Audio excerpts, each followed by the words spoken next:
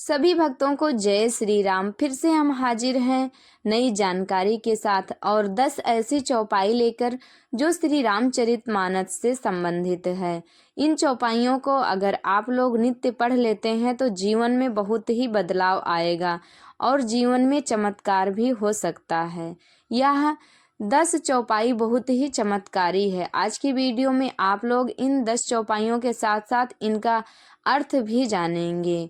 इन चौपाइयों से जिंदगी बदल सकती है। इन चौपाइयों को पढ़ने और सुनने से भगवान श्री राम की कृपा भी बनी रहती है। इसलिए हमें इन चौपाइयों को अवश्य ही समझना और पढ़ना चाहिए। रामचरितमानस अगर आप लोग पढ़े हैं तो अवश्य ही इन चौपाइयों के बारे में जानते होंगे। तो अगर नहीं जानते हैं तो आइए हम आप लोगों को बताते हैं। नमस्कार भक्तों, जय श्री राम। स्वागत है आप सभी का अपने यूट्यूब चैनल में। आज की वीडियो बहुत ही खास होने वाली है जो श्री रामचरितमानस से संबंधित है।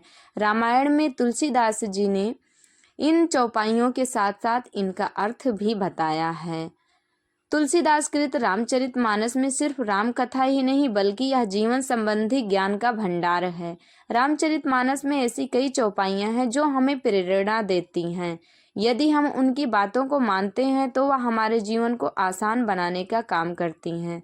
इस प्रकार से श्री रामचरितमानस में इतनी चमत्कारी और सिद्ध चौपाइयां हैं। श्री रामचरितमानस की हर चौपाई सिद्ध और पवित्र है।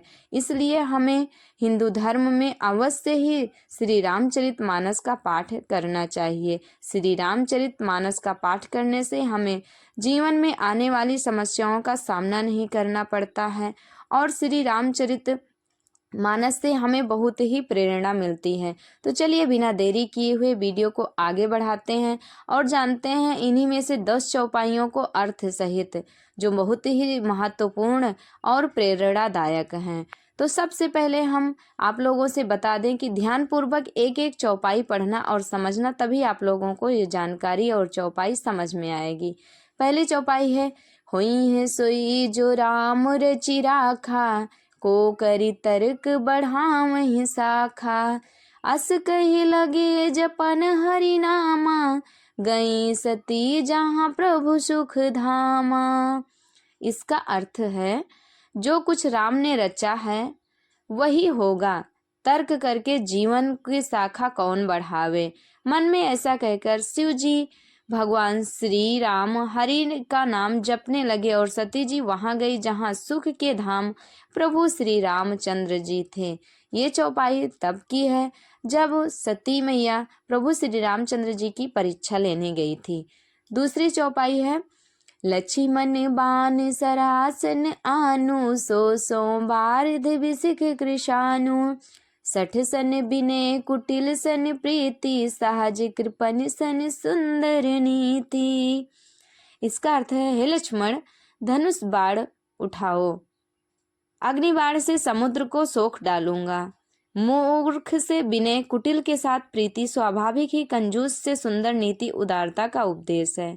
प्रभु श्री रामचंद्र जी कहते हैं कि मूर्ख से विनय पूर्वक बात नहीं करना चाहिए। मूर्ख लोगों को डराकर ही उनसे काम करवाया जा सकता है।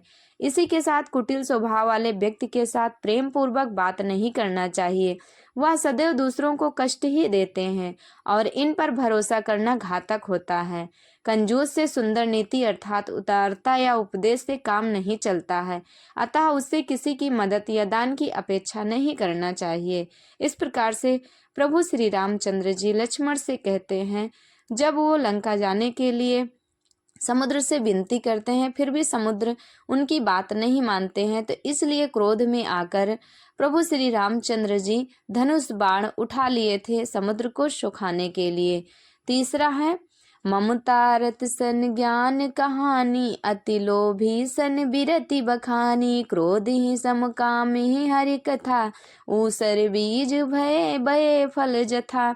इसका मतलब है, ममता में फंसे हुए मनुष्य से ज्ञान की कथा, अत्यंत लोभी से वैराग्य का वर्णन, क्रोधी से शांति की बात और कामी से भगवान की कथा, इनका वैसा ही फल होता है जैसा ऊसर में बीज बोने से होता है, अर्थात ऊसर में बीज बोने की भांति यह सब व्यर्थ हो जाता है। ममता में फंसे हुए व्यक्ति से कभी भी ज्ञान की बात न करें, वह सत्य और असत्य में भेद नहीं जान पाता। इसी तरह अति लोभी व्यक्ति के समक्ष त्याग या वैराग्य की महिमा का वर्णन करना व्यर्थ है। इसी तरह जिस व्यक्ति को हर समय क्रोध आता है, उससे शांति की बातें करना व्यर्थ है। कामी व्यक्ति यानी वासना से भरे व्यक्ति के समक्ष कभी भी भगवान की बातें नहीं करना चाहिए, क्योंकि वह भगवान की बातों को कभी समझ नहीं पाएगा, सिर्फ अपने ही काम में मन लगाएगा। और चौथा है काम क्रोध मद लोभ सब नाथ नरक के पंथ, सब परिहरि रघुबीर ही भजऊं भजहि जेहि संत। इसका अर्थ है, हे नाथ, काम क्रोध मद और लोभ ये सब नरक के रास्ते हैं। इन सब को छोड़कर श्री रामचंद्र जी को भजिए, जिन्हें संत सत्पुरुष भजते हैं। भावार्थ, विभीषण जी रावण को पाप के रास्ते पर आगे बढ़ने से रोकने के लिए समझाते हैं कि काम क्रोध अहंकार लोभ आदि नरक के रास्ते पर ले जाने वाले हैं। जिस प्रकार साधु लोग सब कुछ त्याग कर भगवान का नाम जपते हैं, भगवान का स्मरण करते हैं, आप भी राम के हो जाएं, यही तारने वाला नाम है। इसलिए आप काम क्रोध और लोभ को छोड़कर भगवान श्री रामचंद्र जी की शरण में चले जाएं। पांचवा है, जेना मित्र दुख होहि दुखारी, तिन्हि बिलोकत पातक भारी, निज दुख गिरि सम रज करि जाना, मित्रक दुख रज मेरु समाना। इसका अर्थ है, जो लोग मित्र के दुख से दुखी नहीं होते हैं, उन्हें देखने से ही बड़ा पाप लगता है। अपने पर्वत के समान दुख को धूल के समान और मित्र के धूल के समान दुख को सुमेरु बड़े भारी पर्वत के समान जाने लगे। इसलिए अपने मित्र के दुख में दुखी होना चाहिए और उसके सुख में सुखी होना चाहिए। यही मित्रता का परम उद्देश्य है। छठवां है, मोह सकल व्याधिन कर मूला, तिन ते पुनि उपजई बहुसूला, काम बात कफ लोभ अपारा, क्रोध पित्त नित छाती जारा। इसका अर्थ है, सब रोगों की जड़ मोह अज्ञान है। उन व्याधियों से फिर और बहुत से शूल उत्पन्न होते हैं। काम वात हैं, लोभ अपार बड़ा हुआ, कफ और क्रोध पित्त है जो सदा छाती जलाता रहता है। और सातवीं है, सुनो भरत भावी प्रबल बिलख कह्यो मुनिनाथ, हानि लाभ जीवन मरण यस अपयस विधि हाथ। इसका अर्थ है, मुनिनाथ ने बिलख कर दुखी होकर कहा, हे भरत सुनो, भाभी होनहार बड़ी बलवान है, हानि लाभ जीवन मरण और यश अपयश ये सब विधाता के हाथ में है। भले ही लाभ हानि जीवन मरण ईश्वर के हाथ हो, लेकिन हानि के बाद हम हार मानकर बैठे नहीं, हमें हार मानकर बैठना नहीं चाहिए। ये हमारे ही हाथ हैं, इसलिए इनको चलाते रहना चाहिए, कभी भी हार मानकर नहीं बैठना चाहिए। आठवां है, सुमति कुमति सबके उर रहाई, नाथ पुराण निगम अस कहाई, जहाँ सुमति तहाँ संपत्ति नाना, जहाँ कुमति तहाँ विपत्ति निदाना।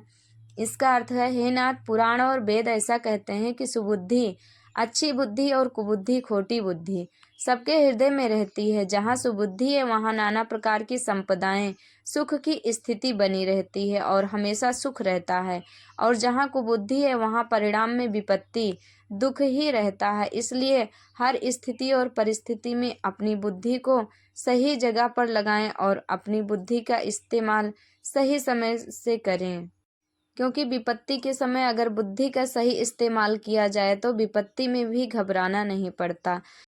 नौवीं चौपाई है, साधक सिद्ध विमुक्त उदासी, कवि कोविद कृतज्ञ सन्यासी, जोगी सूर सुतापस ज्ञानी, धर्म निरत पंडित विज्ञानी, तरई न बिन से मम स्वामी, राम नमामि नमामि नमामि। इसका अर्थ है, साधक सिद्ध जीवन मुक्त उदासीन विरक्त कवि विद्वान कर्म रहस्य के ज्ञाता सन्यासी योगी शूरवीर बड़े तपस्वी ज्ञानी धर्मपरायण पंडित और विज्ञानी। निम्न चौपाई जो बताती है कि राम ही साधन है और राम ही साध्य है, जहाँ साधन और साध्य का भेद भी नहीं रहता है। इस तरह से ये चौपाई थी। और 10वीं और लास्ट चौपाई है, संत हृदय नवनीत समाना, कहा कबिन परि कहाँ न जाना, निज परिताप द्रवै नवनीता, पर सुख द्रवै संत सुपनीता। इसका अर्थ है, संतों का हृदय मक्खन के समान होता है, ऐसा कवियों ने कहा है, संतों ने कहा है, परंतु उन्होंने असली बात कहना नहीं जाना, क्योंकि मक्खन तो अपने को ताप मिलने से पिघलता है और परम पवित्र संत दूसरों के दुख से पिघल जाते हैं। इस प्रकार से संत की वाणी और संत का स्वभाव होता है। तो इस वीडियो में हमने आप लोगों को 10 चौपाई बताई है। अगर इस चौपाई को अच्छे से समझ लिया जाए, अच्छे से पढ़ा जाए और नित्य प्रतिदिन इन चौपाइयों को पढ़ा जाए तो अवश्य ही आपके जीवन में नया बदलाव होना शुरू हो जाएगा। आप लोगों को ये जानकारी और ये चौपाइयाँ श्री रामचरितमानस की कैसी लगी कमेंट करके ज़रूर बताएं और कमेंट में जय श्री राम लिखना बिल्कुल भी ना भूलें। हमारे साथ जुड़े रहने के लिए धन्यवाद। वीडियो अच्छी लगी हो तो लाइक कर देना, चैनल पर नए हो तो सब्सक्राइब कर लेना, बेल आइकन को प्रेस करके ऑल पर क्लिक कर देना ताकि हमारी वीडियो का हर नया नोटिफिकेशन सबसे पहले आप लोगों तक पहुंचे और आप लोगों को नई नई जानकारी मिलती रहे। भगवान श्री राम और माता सीता की कृपा सभी भक्तों पर बनी रहे। इसी मनोकामना के साथ यही वीडियो यहीं तक। हमारे साथ बोलिए जय श्री राम।